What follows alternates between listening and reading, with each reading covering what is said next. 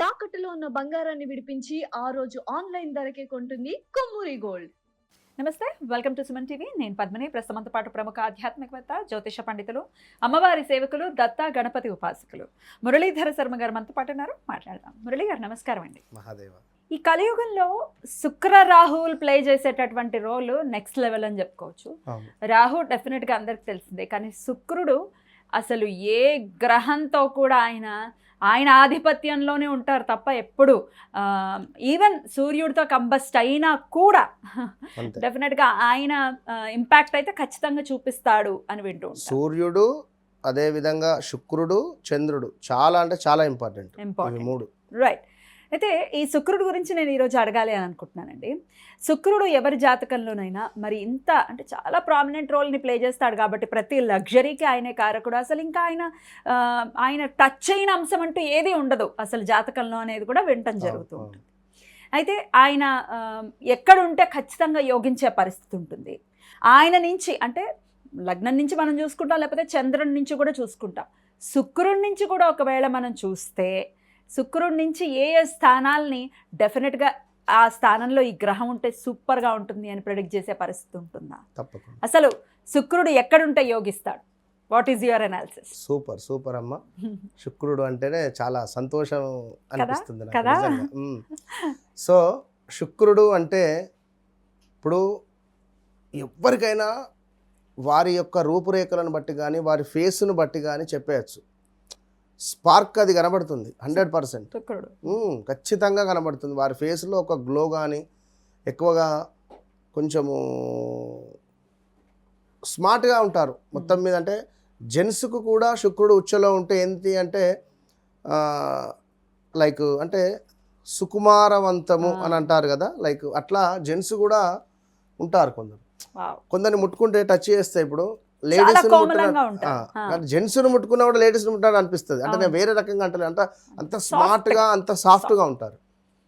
So నాకు అట్టే అనిపిస్తుంది. నాకు ఉచ్చలో ఉన్నారు శుక్రుడు. So right. అయితే ఏదేమైనప్పటికీ కూడా శుక్రుడు కానివ్వండి, రాహువు కానివ్వండి, ఇవి రెండు గ్రహాలు ఎవరికైతే ఉచ్చలో ఉంటే వారితో మనం పెట్టుకోవద్దు. ఇది గమనించుకోండి. ఎందుకట్లా? వారిని తిట్టుకున్నా, వారిని తిట్టినా, లేదా వారిని దూషించినా అది మనకు చాలా రివర్స్ ఇంపాక్ట్ అవుతుంది. ఇది ఖచ్చితం. రాహువు గనుక ఎవరైతే ఉచ్చలో ఉంటుందో, శుక్రుడు కానీ రాహువు కానీ 100కు 200% వారిని మనం డిస్టర్బ్ చేయొద్దు ఇక, అంతే.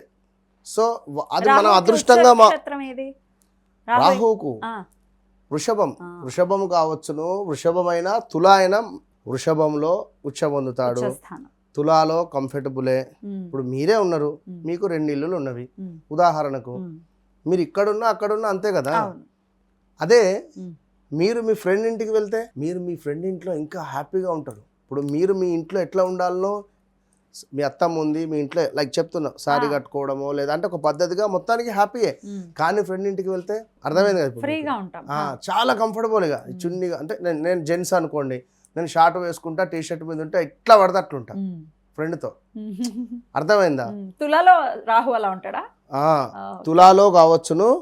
మరొక ప్లేస్ ఉంది దీనికి, మన కుంభంలో ఖచ్చితంగా ఈ 3 స్థానాలలో వృషభంలో ఉంటే ఎక్సలెంట్ రిజల్ట్ ఇస్తాడు, నో డౌట్. తులాలో ఉంటే గుడ్, ఇక్కడ కుంభంలో ఉంటే ఇక అసలు మనం ఎక్స్పెక్టేషన్ చేయలేని కూడా మనకు వచ్చేస్తుంది 100%. ఇవి 2 కలిస్తే మళ్ళీ బాధనే. రాహువులో శుక్రుడు వస్తే సూపరు, శుక్రుడిలో రాహువు వస్తే ఇబ్బంది. ఏది ఏమైనప్పటికీ కూడా ఈ రాహు ఉన్న స్థానాలలో, శుక్రుడు ఉండే స్థానాలలో, అంటే ఇప్పుడు మనం చెప్పిన స్థానాలలో రాహువు, శుక్రుడు వచ్చేసి మిథునంలో కానివ్వండి, అదేవిధంగా మీనంలో కానివ్వండి, అదేవిధంగా ఇక్కడ ధనస్సులో కానివ్వండి, కన్యలో నీచబడతారు శుక్రుడు.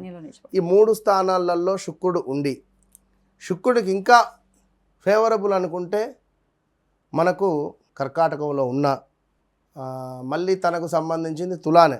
శుక్రుడు వృషభము తుల ఇందులో ఉన్నప్పటికీ కూడా కొంత ఈ దశలు వచ్చినప్పుడు రిజల్ట్ బాగుంటుంది. అయితే కుజదోషము, కాలసర్పదోషాలు, కుజదోషం అనేది ఎట్లా ఏర్పడుతుంది? లగ్నంలో కానివ్వండి, 4వ భావంలో కానివ్వండి, 5వ భావంలో, 7వ భావంలో కానివ్వండి, 8వ భావంలో కానివ్వండి, 12వ భావంలో కుజుడు ఉంటే కుజదోషం అని అనుకుంటారు. కానీ శుక్రుడున్న స్థానం నుండి కూడా కుజుడు 4లోనో, ఒకవేళ శుక్రుడు లగ్నాతున్నాడు, కుజుడు 4వ భావంలో ఉంటే కుజదోషమే. లేదా శుక్రుడు 3వ భావంలో ఉన్నాడు, అక్కడి నుంచి లెక్క పెట్టుకుంటూ చూసుకోవాలి. శుక్రుడు ఉన్న స్థానం నుంచి కుజుడు 4, 7, 8 భావాలలో ఉన్న ఎడల ఎవరైతే వివాహం జరుగుతుందో ఆ భర్తకు కానీ భార్యకు కానీ అనారోగ్య సమస్యలు రావడమో, మరణించే అటువంటి పరిస్థితిలో ఉంటుంది. అలాంటి 100% ఇక ఇదే శుక్రుడు ఉన్న స్థానం నుండి 9వ భావంలో చంద్రుడు కానీ సూర్యుడు కానీ ఉంటే అద్భుతమైనటువంటి ధనయోగం ఉంటుంది. ఖచ్చితంగా మంచి ధనయోగం ఉంటుంది. ఇక్కడ శుక్రుడు వీరికి యోగంగా ఉండడమే వీరి జాతకరీత్యా 50% మార్క్స్ పడిపోయినట్టు వీరికి. 100లో 50% శుక్రుడిని మంచి స్థానాలలో ఉంటే 50% పాస్. ఇక ఇక్కడ నుండి 9లో సూర్యుడో చంద్రుడో ఉన్న ఎడల వీరు జన్మించిన సమయానికి 99% వీరు జాతకంలో రేపటి కాలంలో మంచి యోగానికి వెళతారు అని ఫిక్స్ కావచ్చుగా. వేరే ఏది చూపించుకోవాల్సిన పని లేదు. అద్భుతం. శుక్రుడు మన రాహుతో కలిసి ఉంటే కొన్ని దుస్థానాలలో, అంటే ఉండకూడని స్థానాలలో క్యాన్సర్ వచ్చే పరిస్థితి కూడా ఉంటుంది. క్యాన్సర్ రిలేటెడ్ పేగు సంబంధించినటువంటి ఇబ్బందులు వచ్చేటువంటి పరిస్థితి ఉంటుంది. శుక్ర రాహువుల కలయిక మరొకటి ఏమిటి అంటే నపుంసకత్వానికి కూడా శుక్ర రాహువే కారకుడు. కలిసి ఉంటే వివాహం జరిగింది, నా భర్త సరిగా లేడు అని భార్య రావడము, లేదా వివాహం జరిగింది, నా భార్యకు సంబంధించి కరెక్ట్గా లేదు అనుకోవడం. పంచమ భావాలలో నీచలో ఉన్న, పంచమ భావంలో బాగుండకుంటే థైరాయిడ్ కానివ్వండి, గురువు చూపు ఉంటే గిట్లా నీచలో సంతానానికి సంబంధించిన ఇబ్బందులు ఉంటాయి. సముద్రం అదిగా ఎంత చెప్పినా కూడా అది అంటే నేను చెప్పేటువంటిది. ఇవన్నీ పక్కన పెట్టేద్దామండి, జాతకాలన్నీ ఏ స్థానాలు ఉన్నా అన్ని పక్కన పెట్టేసి శుక్రుడు యోగించాలి అంటే ఒక్క పవర్ఫుల్ రెమెడీ ఏదైనా చెప్పండి. ఓం ఇంద్రాయ నమః, ఓం ఇంద్రాయ నమః, ఓం ఇంద్రాయ నమః అనేటువంటి మంత్రం కావచ్చును. లేదా లక్ష్మి అమ్మ ప్రతి శుక్రవారము అమ్మవారికి ఒక్క గులాబీ పువ్వు, అది కూడా పింక్లో ఉండేటువంటి మంచి గులాబీ పువ్వు, రోజ్ పెటల్ సమర్పిస్తే మురిసిపోతుంది. ఏది అవసరం లేదు అంటే నేను చెప్పేది. ఇక రెండవది ధూపం. దుర్గా అమ్మవారికి కానీ లక్ష్మీ అమ్మవారికి కానీ ధూపం వేయండి. ధూపం అంటే చాలా ప్రీతి అమ్మవారికి. ఎవరైతే ధూపం వేస్తున్నారో వారిపై ఎన్ని పుకార్లున్నా వారికి ధనాన్ని ఇచ్చే పనిలోనే ఉంటుంది అమ్మవారు. అవన్నీ వాని చుట్టూ ఏం దాకనివ్వవు.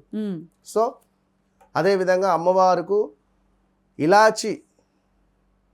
ఇలాచి పొడిని చక్కగా చేసి బెల్లంతో చేసిన నైవేద్యంలో ఇలాచీ పౌడర్ను వేసి కొంచెం నెయ్యిలో కిస్మిస్ కావచ్చును, బాదము, డ్రై ఫ్రూట్స్ కొన్ని వేసి పోపు చేసి అమ్మవారికి నివేదన చేయడం ద్వారా మురిసిపోతుంది, సంతోషపడిపోతుంది అమ్మవారు.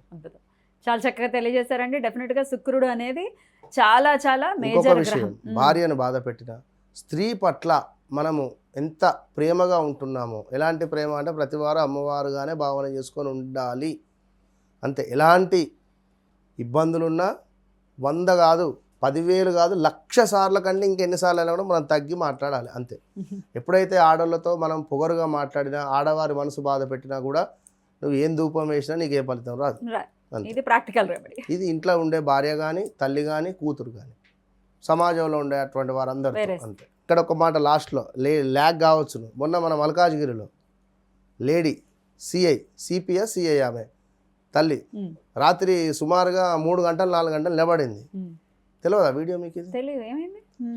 సిఐ మేడం మల్కాజ్గిరిలో తను అర్ధరాత్రి సుమారుగా 10 గంటల నుండి 1-2 దాకా ఉంది. రోడ్డు మీద నిలబడింది. ఎంతమంది ఆకతాయిలు ఉన్నారు ప్రపంచం మీద, గంజాయి కొట్టే బ్యాచట, మందు దాగి వచ్చి వస్తావా అని వాళ్ళందరినీ మన అదేంది బొక్కలు వేసేసి బ్రెయిన్ వాష్ చేసి పంపించింది. అంటే నేను అనేది ఇప్పుడు అక్కడ అమ్మాయి ఉన్నది, అమ్మ మరి మీరు ఎటు వెళ్ళాలి, మరి ఏమైనా మీకు ఏమైనా help సహాయపడడం కావాలన్నా ఉమ్, అది పోయింది, ఉమ్. అట్లా జరిగింది. ఇట్లనే దరిద్రంగా ఉంది ప్రపంచం. మరి ఇవన్నీ చేసేసుకొని శుక్రుడు యోగించాలంటే ఎక్కడి నుంచి యోగిస్తాడు? అట్లా రైట్ అండి, చాలా చక్కగా తెలియజేశారు. కృతజ్ఞతలు. నమస్కారం అండి. మహాదేవ.